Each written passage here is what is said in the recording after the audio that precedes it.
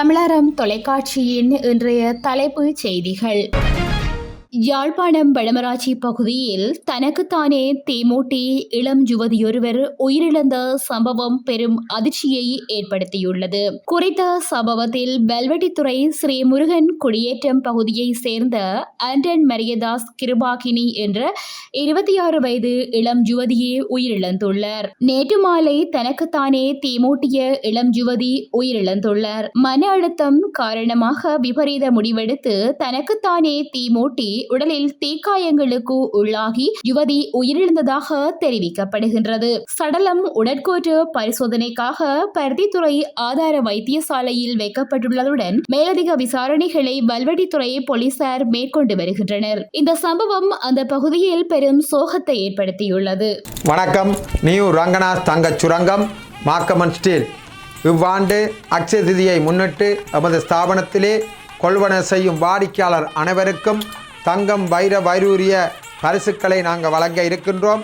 இம்மாதம் 1ஆம் தேதி தொடக்கம், அதாவது 1/5/2024 15/5/2024 வரைக்கும் மிக சிறப்பு விலையில் பெற்றுக்கொள்ள ஒரு அரிய சந்தர்ப்பத்தை நியூ ரங்கநாத் தங்கச் சுரங்கம் உங்களுக்கு அளிக்கின்றது. உங்கள் பிள்ளைகளின் அனைத்து விதமான தங்க நகை தேவைகளையும் பூர்த்தி செய்ய ஒரு அரிய சந்தர்ப்பத்தை உங்களுக்கு தருகின்றது. வாருங்கள், வெற்றி பெறுங்கள். நன்றி, வணக்கம்.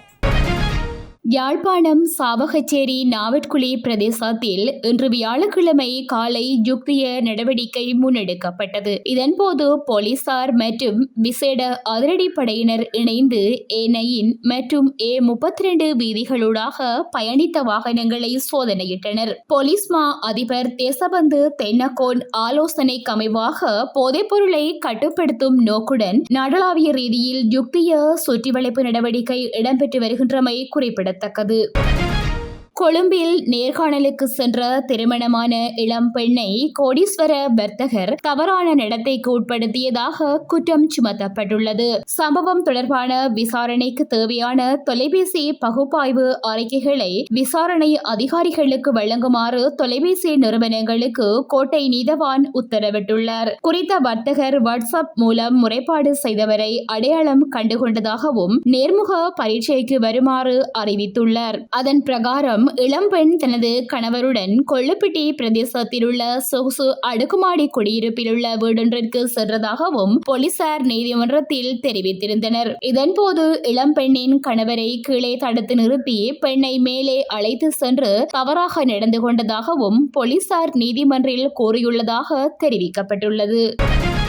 நாடாளுமன்ற உறுப்புரிமையை இழந்த முன்னாள் ராஜாங்க அமைச்சர் டயானா கமகே வெளிநாடு செல்வதற்கு கொழும்பு நீதவான் நீதிமன்றம் இன்று தடையுத்தரவு பிறப்பித்துள்ளது. பாதிக்கப்பட்ட தரப்பு சட்டத்தரணிகள் விடுத்த கோரிக்கையை பரிசீலித்த கொழும்பு பிரதான நீதவான் திலின கமகே இந்த உத்தரவை பிறப்பித்துள்ளார். நீதிமன்ற உத்தரவின் நகல்வுகளை குடிவரவு மற்றும் குடியகல்வு கட்டுப்பாட்டாளர் அலுவலகம் மற்றும் தேசிய புலனாய்வு பணிப்பாளர் அலுவலகத்திற்கும் அனுப்பி வைக்குமாறும் உத்தரவிடப்பட்டுள்ளது. ராஜாங்க அமைச்சர் டயானா கமகேயின் நாடாளுமன்ற உறுப்புரிமையை வரிதாக்கி உயர்நீதிமன்றம் நேற்றைய தினம் தீர்ப்பளித்தது.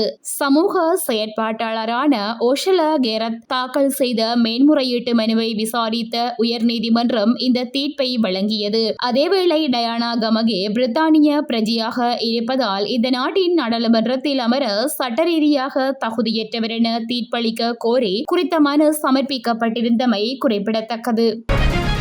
நாட்டில் தற்போது அதிகரித்துள்ள கடல் வெப்பநிலை மேலும் 1 மாத காலம் நீடித்தால் இலங்கை கடலில் உள்ள பவளப்பாறைகள் அழிவடையலாம் என சமுத்திரவியல் விஞ்ஞானியான கலாநிதி கே அருளானந்தன் தெரிவித்துள்ளார். மேலும் லட்சத்தீவு கடல் மற்றும் மன்னார் வளைகுடா பகுதிகளில் பவளப்பாறைகள் அழியும் அபாயகரமான சூழல் பதிவாகியுள்ளதாகவும் குறிப்பிட்டுள்ளார்.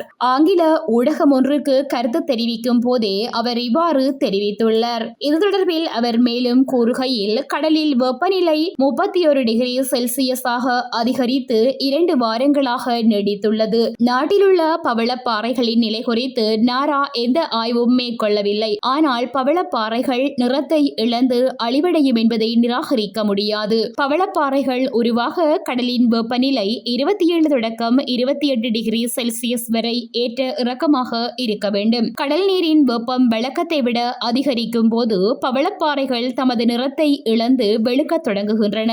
இதன் மூலம் பவளப்பாறைகளின் அழிவை தெரிந்து கொள்ள முடியும். பவளப்பாறைகள் அழிந்தால் அதை சார்ந்து வாழும் மீன்கள் உள்ளிட்ட ஏராளமான கடல் உயிரினங்களுக்கும் பாதிப்பும் ஏற்படும் என தெரிவித்துள்ளார். இத்துடன் இன்றைய நாளுக்கான செய்திகள் நிறைவடைகின்றன.